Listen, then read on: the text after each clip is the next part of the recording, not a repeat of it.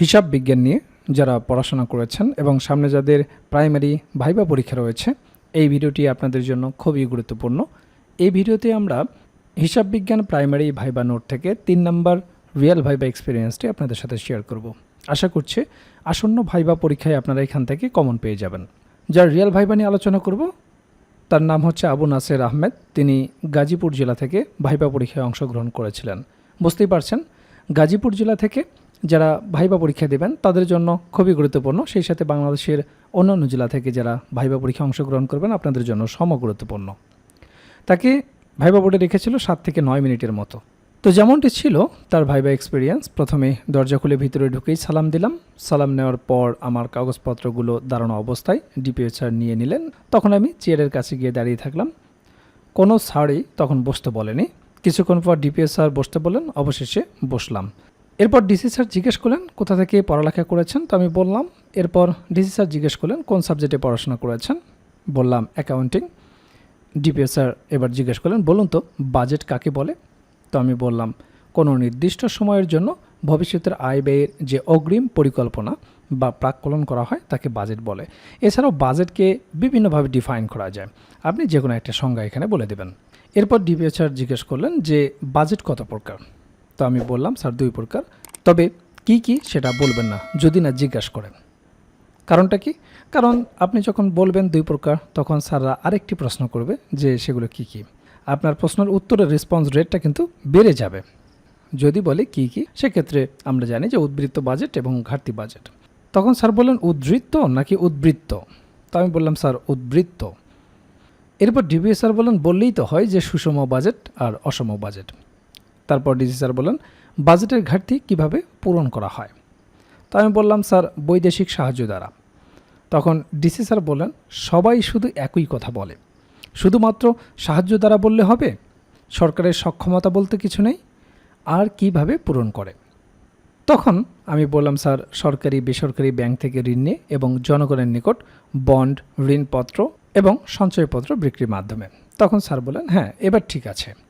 এরপর PTI super sir যিনি ছিলেন তিনি জিজ্ঞেস করলেন যে আপনি ভয়েস চেঞ্জ করেন, হানি টেস্ট সুইট। এর ভয়েস চেঞ্জ আমরা সকলেই জানি যে honey is sweet when it is tasted. এরপর সুপার স্যার জিজ্ঞেস করলেন যে বলেন ওপেন দ্য ডোর, এর ভয়েস কী হবে, বললাম let the door be opened.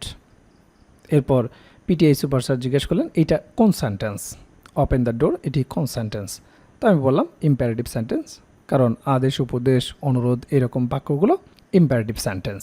এরপর সুপার স্যার জিজ্ঞেস করলেন ট্রান্সলেশন করুন রোম একদিনে তৈরি হয়নি, বললাম Rome was not build in a day. এরপর স্যার আমাকে বললেন এইটার ভয়েস চেঞ্জ করেন, তো আমি বললাম Rome was not been build in a day. তো বুঝতেই পারছেন ভাইবা বোর্ডে আপনাকে একাধিক অনুবাদ জিজ্ঞেস করতে পারে, তো অনুবাদের উপর ভালো একটা প্রিপারেশন কিন্তু আপনাকে নিয়ে যেতে হবে। আর এই অনুবাদ নিয়ে আমাদের একটা নোট আছে যেখানে অনুবাদগুলো সুন্দরভাবে সাজানো রয়েছে, বিগত যত অনুবাদ জিজ্ঞেস করেছে সেগুলো, এছাড়া সম্ভাব্য যে সমস্ত অনুবাদ আপনাকে ভাইবা বোর্ডে জিজ্ঞেস করতে পারে সেই বিষয়গুলো নিয়ে সুন্দরভাবে এই অনুবাদ নোটটি সাজানো হয়েছে। এরপর ডিসি স্যার জিজ্ঞেস করলেন পড়ালেখা শেষ করেছেন কত সালে, বললাম স্যার বললেন জাতীয় সংসদ ভবনের স্থপতি কে, বললাম লুই আইকান।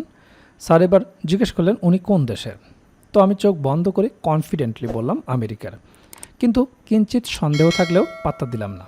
স্যার তখন বলেন আমেরিকা নাকি ফ্রান্স। আমার পিছন থেকে আরেকজন অতিরিক্ত যিনি স্যার ছিলেন তিনি বললেন স্যার আমেরিকারই হবে। তার মানে ডিসি স্যার তাকে একটু কনফিউজ করার চেষ্টা করেছে। সবশেষে দাঁড়িয়ে সালাম দিয়ে প্রস্থান করতেছিলাম, আরেকজন স্যার আমার ডকুমেন্টসগুলো নিয়ে যেতে বলল। বাড়তি টেনশনে ওইগুলোর কথা ভুলেই গেছিলাম। তবে আরেকটা জিনিস অনেকেই ভুল করে থাকে এখানে, যখন ডকুমেন্টগুলো দেয় অনেক সময় যে স্যার নিয়েছেন তিনি আপনার বাম পাশে থাকতে পারেন। অনেক সময় ভুলে আমরা বাম হাতে রিসিভ করি, আবার অনেক সময় কাগজ দেওয়ার ক্ষেত্রেও ডকুমেন্টসগুলো দেওয়ার ক্ষেত্রেও আমরা বাম হাতে প্রদান করি। এই বিষয়টি ভালো করে মাথায় রাখবেন, অবশ্যই আপনি ডান হাতে প্রদান করবেন, ডান হাতে রিসিভ করবেন। তো আপনারা দেখলেন ভাইবা বোর্ডে কী ধরনের প্রশ্নগুলো জিজ্ঞেস করা হয়, কোন কোন বিষয় থেকে প্রশ্ন জিজ্ঞেস করা হয়। আর এই বিষয়গুলো নিয়েই আমরা তৈরি করেছি প্রাইমারি ভাইবার জন্য কমপ্লিট একটা প্যাকেজ, যে প্যাকেজে আপনার বিষয়ভিত্তিক ভাইবা প্রশ্নোত্তর থাকবে, একেবারে রিয়েল ভাইবার আলোকে বিষয়ভিত্তিক নোটটি তৈরি করা হয়েছে, যেখানে বিগত বছরে যে রিয়েল ভাইভাগুলো হয়েছে তা সুন্দরভাবে সমাধান করে দেওয়া হয়েছে। সেই রিয়েল ভাইভাগুলোও যদি আপনারা ভালো মতো দেখে যান, সেখান থেকেই বেশিরভাগ প্রশ্ন আপনারা কমন পেয়ে যাবেন। এছাড়াও আপনারা জানেন যে ডিপার্টমেন্টে আপনি ভাইভা দিতে যাবেন, সেই ডিপার্টমেন্ট সম্পর্কে অবশ্যই আপনাকে প্রশ্ন জিজ্ঞেস করতে পারে। তো সেই বিষয় সম্পর্কে একটা ভাইভা নোট থাকবে, প্রাইমারি সম্পর্কিত একটা ভাইভা নোট থাকবে। প্রাইমারি ভাইভাই অবশ্যই আপনাকে অনুবাদ জিজ্ঞেস করবে, অনুবাদের উপর একটা ভাইভা নোট থাকবে, যেগুলো প্র্যাকটিস করে গেলেই যথেষ্ট। এরপর আপনার নিজ জেলা সম্পর্কে অবশ্যই আপনাকে দু একটি প্রশ্ন জিজ্ঞেস করতে পারে। আপনার জেলা কেন বিখ্যাত, আপনার জেলা দর্শনীয় স্থান কি, আপনার জেলার নামকরণ ইতিহাস কি, বিখ্যাত খাবার কি, ভাষা ও সংস্কৃতি সম্পর্কে জিজ্ঞেস করতে পারে, মুক্তিযুদ্ধে কী অবদান রেখেছিল, নানাবিধ গুরুত্বপূর্ণ প্রশ্ন থেকে আপনাকে দু চারটি প্রশ্ন জিজ্ঞেস করতে পারে। তো সে সম্পর্কিত আপনার জেলার ওপর সুন্দর একটা সাজানো গোছানো নোট থাকবে। এছাড়াও 1947 থেকে শুরু করে বর্তমান সমসাময়িক পর্যন্ত গুরুত্বপূর্ণ বিষয়ের উপর যে সমস্ত প্রশ্নগুলো আপনাকে জিজ্ঞেস করতে পারে, সেই বিষয়গুলো নিয়ে সুন্দরভাবে সাজানো গোছানো একটা সাধারণ জ্ঞান ভাইভা নোট থাকবে। এছাড়াও আপনারা জানেন যে প্রাইমারি ভাইভা বোর্ডে বাংলা ব্যাকরণ এবং সাহিত্য অংশ থেকে বেসিক কিছু প্রশ্ন জিজ্ঞেস করে থাকে, সে বিষয়ে একটি ভাইভা নোট থাকবে। এছাড়াও গণিতের একটি বেসিক ভাইভা নোট থাকবে। আপনারা জানেন যে পাটিগণিত, বীজগণিত এবং জ্যামিতি অংশ থেকে কিছু বেসিক প্রশ্ন জিজ্ঞেস করা হয়। যেহেতু আপনি প্রাইমারির শিক্ষকতা করবেন, একেবারে বেসিক জিনিসগুলো যদি আপনি না বলতে পারেন, তাহলে চাকরি পাওয়াটা আপনার জন্য দুষ্কর হয়ে যাবে।